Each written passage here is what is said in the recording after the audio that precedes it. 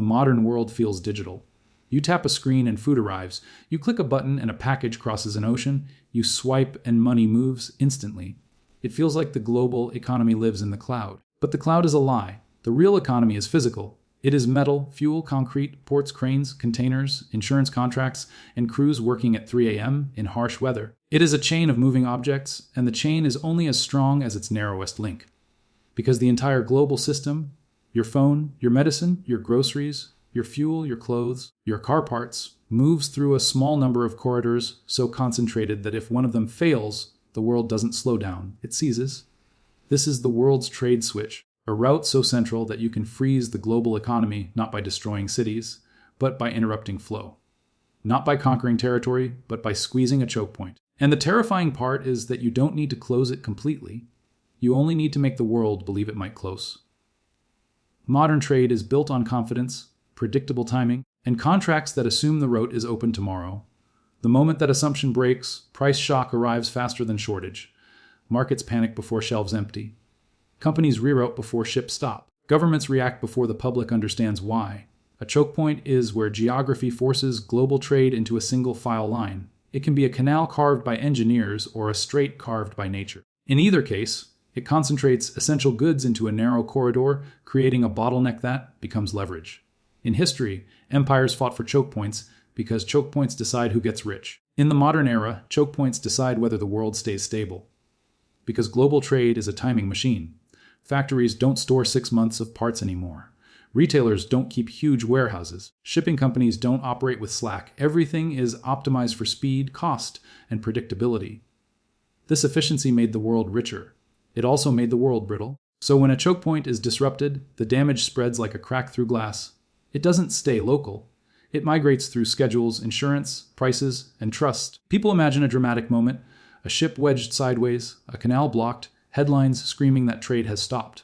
But the real danger is more realistic. The switch can be flipped by accidents, war, sabotage, cyber attacks on port systems, labor strikes, extreme weather, or political decisions. And once it's flipped, the chain reaction follows a pattern. First comes congestion, ships pile up, ports jam, schedules break, then rerouting. Vessels take longer paths that burn more fuel and consume more time. Ships pulled into detours reduce available capacity elsewhere, creating knock-on delays across the world. Then insurance. Underwriters reprice risk. War risk premiums rise, coverage tightens, and those costs get passed into freight rates. Everything inside every container becomes more expensive. Then inventory shock. Manufacturers missing components shut down lines. Retailers miss seasonal windows. Food and medicine shipments tighten. And then inflation, not because goods vanish instantly, but because the cost of moving everything rises at once. Shipping, fuel, packaging, inputs, delivery. Prices rise, central banks react. Borrowing becomes more expensive, growth slows, politics heats up. That is what it means to freeze the global economy. It's not only that ships stop, it's that the timing machine breaks. There are several trade switches in the world. But the most famous is the Suez Canal, a thin man-made cut through Egypt that links Europe to Asia without forcing ships around Africa. It saves time, fuel, and cost at massive scale, which makes it a central artery. When Suez is disrupted, freight rates rise, delays ripple, supply chains tighten, and inflation spreads. But Suez is not alone. Panama links the Atlantic and Pacific. Malacca channels much of Asia's trade and energy. Bab el-Mandeb is the mouth of the Red Sea. When one is strained, others get overloaded. We have built a world where flow is prosperity and interruption is power. The world's trade switch is dangerous because it breaks the schedule of trade. Modern globalization depends on predictable timing, and once timing collapses, costs rise everywhere. The first thing that breaks is not supply, it's certainty.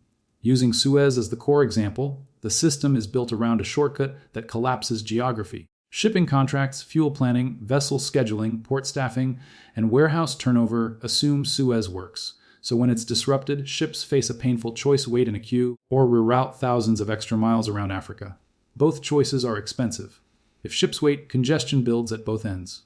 Ports aren't designed for sudden surges, so a canal bottleneck becomes a port bottleneck. Cranes, crews, storage yards, trucking, rail, all get overwhelmed, and schedules fracture. If ships reroute, voyages stretch longer, fuel burn rises, crew time rises. The ship is tied up longer and cannot run its next route on time. That effectively shrinks global shipping capacity, and when capacity shrinks while demand stays, freight rates rise. This is why a choke point disruption can raise shipping costs worldwide, even on routes that never touch the choke point. The fleet is a shared pool, and detours reduce its efficiency. Then the insurance layer hits. Instability triggers premium increases and tighter coverage. Those costs flow into freight rates and become a hidden tax on everything consumers buy. Then inventory shock. Lean inventories mean a single missing container can stop an entire assembly line. Retailers miss seasonal windows and lose margins.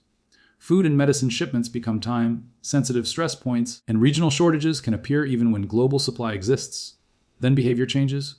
Companies panic, order, and hoard inventory. Governments scramble, release reserves, or restrict exports. Fear becomes demand, demand spikes prices, and inflation spreads. Then finance reacts. Central banks face inflation pressure and tighten rates. Borrowing becomes more expensive, consumption slows, investment slows, markets wobble, and political tension rises. So the freeze is the timing machine losing rhythm. That makes trade less efficient, more expensive, and more volatile. The global economy is held together by multiple narrow gates, and they are linked. When one choke point is disrupted, pressure shifts to others. Rerouting doesn't solve the problem, it relocates it, often amplifying costs. Panama is a switch between oceans. It saves ships from sailing around South America, but it has a unique fragility water. Locks require water, and drought can reduce capacity. That means disruption can be slow and persistent, driven by climate rather than war. When Panama slows, shipping schedules break, costs rise, and rerouting shifts pressure onto other routes. Malacca is a natural choke point central to Asia's trade and energy. It's narrow, exposed, and hard to replace cheaply. Rerouting adds distance, cost, and risk. Because it sits in a region with major power competition, even the fear of disruption can spike insurance and change behavior. Bab el-Mandeb is the mouth of the Red Sea. It links the Indian Ocean to Suez. If Bab el-Mandeb is threatened, Suez becomes irrelevant because ships can't reach it safely. This is the choke point chain effect. One gate can neutralize another. Choke points are becoming more dangerous because disruption is easier now. Cyber risk is one reason. Ports run on software. Customs clearance is digital. Manifests are networked. A cyber attack can jam scheduling, delay clearance, and force manual processing that creates congestion. Congestion becomes delays, delays become costs, costs become inflation. Climate risk is another. Drought storms and extreme weather can reduce canal capacity and shut ports. Climate disruption doesn't end with a treaty, it can become permanent friction. Modern conflict adds another layer. Drones, missiles, sabotage, and asymmetric threats can raise risk enough to increase insurance and force detours without a formal blockade, and concentration amplifies all of it. Mega ships carry larger amounts of cargo. Ports are optimized for efficiency, not redundancy. A delayed mega ship is a missing floating warehouse. The shock is bigger. Choke points don't just move goods. They move leverage, threaten flow, and you gain attention. Disrupt flow, and you gain bargaining power. That's why choke points become magnets for coercion. The global economy can absorb one shock, but repeated shocks erode efficiency, raise costs, and push the world toward a more regional, more cautious, more expensive trade system. A real freeze is not just ships stopped. It's the system losing coordination. Freight rates rise because detours and queues shrink effective fleet capacity. Then container circulation breaks, containers pile up in the wrong places, and exporters can't find empties. Then ports spiral, surges overwhelm cranes, yards, trucking, and rail, and congestion spreads inland. Manufacturing takes the next hit. Lean inventories mean one missing component can stop an assembly line.